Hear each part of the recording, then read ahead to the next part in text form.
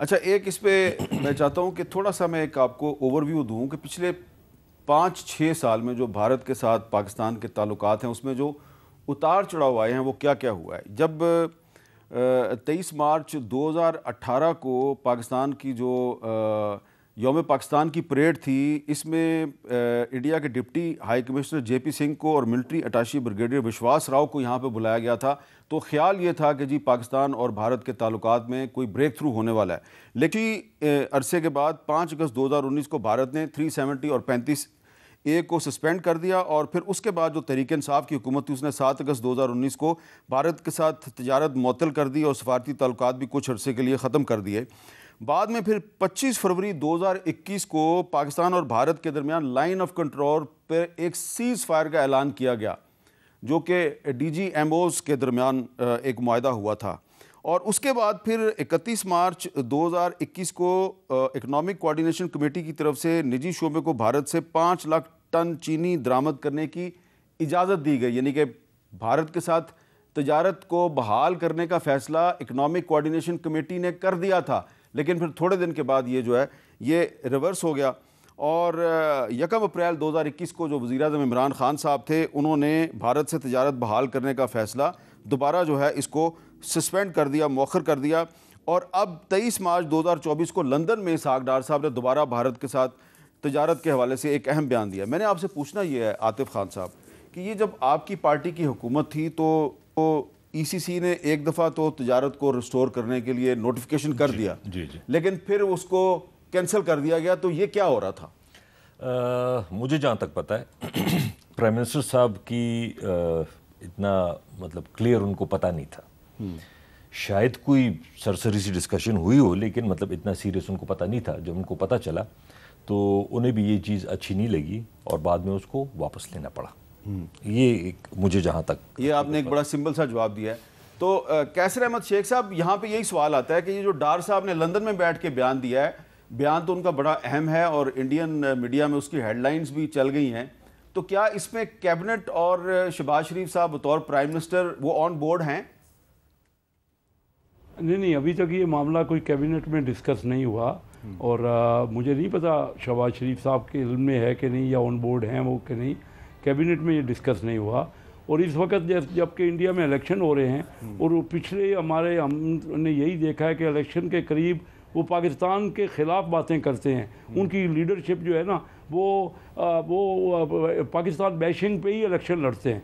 वो अभी हालांकि पाकिस्तान में इलेक्शन होते हैं तो कभी हमने इंडिया के ख़िलाफ़ बातें नहीं की, लेकिन वो इलेक्शन लड़ते तो इस मौके पे वो उनको कबूल बात तो ये ना, ये तो मुश्तरका मफाद है। इसमें तो मुनसफ़ाना और सही तरीके से अगर होगा, ऑनरेबली तरीके ग्रेसफुल तरीके से होगा तो तभी होगा ना। नहीं तो हमारे अपने अपने पॉइंट ऑफ व्यू हैं। और कश्मीर पे तो जो जुल्म इंडिया कर रहे हैं जो कश्मीर के लोगों पे, उसमें तो कोई किसी की कोई दो राय नहीं है ना। वो तो हम वो बाकायदा एहतजाज कर रहे हैं, ये कह रहे हैं कि इंडिया ने जो एनेक्स किया है कश्मीर को वो बहुत ज़्यादती की है और अक़वाम मुत्तहिदा की करारदादों की मुखालफत की है, उसके ख़िलाफ़ की है ये। तो मैं तो आपको बिजनेस पॉइंट ऑफ व्यू से कहा था कि दोनों मुल्क के लोगों का ये बेनिफिट है कि अगर तिजारत बहाल हो जाए। अच्छा, एक बात आपने जो की है, मैं थोड़ा सा इसको आगे बढ़ाऊंगा कि आपने कहा है कि जब भी इंडिया में इलेक्शन करीब आता है तो वहाँ पे पाकिस्तान बैशिंग जो है वो बढ़ जाती है। तो इस दफ़ा तो जो इलेक्शन से पहले इंडिया में कुछ फिल्में रिलीज़ हो रही हैं, बहुत भारी बजट के साथ फिल्में बनाई गई हैं और वो फिल्में जो हैं उसमें पाकिस्तान की बैशिंग नहीं की जा रही, बल्कि धमकी दी जा रही है कि जिस तरह आप कहते हैं इंडियन ऑक्यूपाइड कश्मीर, तो कहीं ऐसा ना हो कि पाकिस्तान के बारे में वो कह रहे हैं कि इंडियन ऑक्यूपाइड पाकिस्तान भी हो सकता है। और ये एक उनकी फ़िल्म जो है वो इंडिया का जो रिपब्लिक डे है वो 26 जनवरी को होता है, तो 26 जनवरी से एक दिन पहले एक फ़िल्म उन्होंने रिलीज़ की है फाइटर, और उस फिल्म में उन्होंने झूठ का तूफ़ान बर्पा किया है। और ये फिल्म 2019 में जो बालाकोट पे एयर स्ट्राइक की थी इंडिया ने, और उसके बाद फिर पाकिस्तान एयरफोर्स जो है उसने उसका मुंह तोड़ जवाब दिया था। और फिर एक इंडियन पायलट, आपको याद होगा अभिनंदन, उसको गिरफ्तार भी कर लिया गया था पाकिस्तान में और फिर उसको बहुत सही सलामत तरीके से इंडिया के हवाले कर दिया गया। लेकिन ये जो फिल्म जारी की गई है फाइटर, इसमें यह कहा गया जी कि वो जो हमारे पायलट थे उनको कत्ल करके पाकिस्तान ने उनकी लाश इंडिया वापस भेजी, और पाकिस्तान के खिलाफ नफरत फैलाई जा रही है। और जो बालाकोट में जो एयर स्ट्राइक थी, वहाँ पे कोई ट्रेनिंग कैंप नहीं था, वहाँ पे कोई आदमी जो है वो शहीद नहीं हुआ, वहाँ पे सिर्फ एक कौवा जो है उसकी लाश आपको दिखाई थी, क्योंकि मैं खुद वहाँ पे गया था। तो मैं चाहता हूँ कि ज़रा हम इंडियंस को उनका असल चेहरा दिखाने के लिए उनकी फिल्म का एक छोटा सा क्लिप भी दिखा दें। ये IOP इंडियन ऑक्यूपाइड पाकिस्तान ये धमकी दे रहे हैं साहब, और इनका जो असल जो हकीकत है वो ये है कि ये जो कह रहे हैं जी 300 कब्रें जो हैं वो खोदी हैं बालाकोट में। हकीकत क्या थी, जब मैं खुद बालाकोट में जब्बा के मुकाम पर पहुंचा तो वहाँ मुझे भी एक लाश मिली थी। वो लाश क्या थी ज़रा देख लें, वो मैंने उस वक्त आपको दिखाई थी।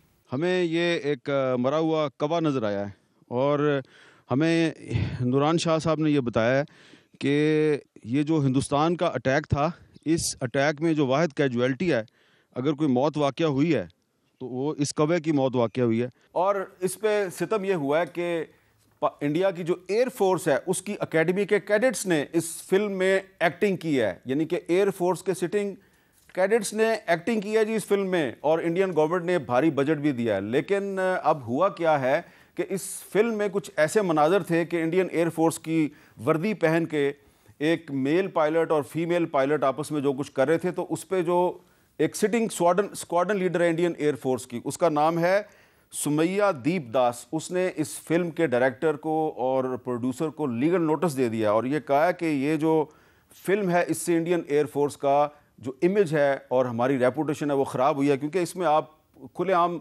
बोसो कनार दिखा रहे हैं, तो हम तो इंडियन एयर फोर्स में ये काम नहीं करते। तो मैंने आतिफ खान साहब ये सारी तफसील इसलिए बताई है कि ये एक गैर ज़रूरी बहस नहीं हमने शुरू कर दी, इसहाक डार साहब के बयान से एक गैर ज़रूरी बहस नहीं शुरू होगी। देखें, वो तो मैंने जिस तरह पहले कहा था कि उसकी ज़रूरत ही नहीं है फ़िलहाल, आप पहले वो बाकी काम कर लें फिर बाकी इस तरफ आ जाएं। एक इंडिया से आपने ट्रेड में क्या ले लेना है, इतनी सारी दुनिया पड़ी है, वहाँ पे अपने रीजन में पहले काम कर लें। जो इंडिया की आपने बात की, इसमें एक चीज़ देखें, मैंने जो नोट की है कि नॉर्मली दुनिया में लोग हमें ज़्यादा एक्सट्रीमिस्ट, हम फंडामेंटलिस्ट और मतलब वो रिलीजियस फैनेटिक के ये ज़्यादा हैं पाकिस्तानी। लेकिन अगर आप ये देख लें, तारीख़ में कभी पाकिस्तान में कभी ऐसे फैनेटिक्स को लोगों ने वोट नहीं दिया, नेशनल लेवल पे वोट नहीं दिया।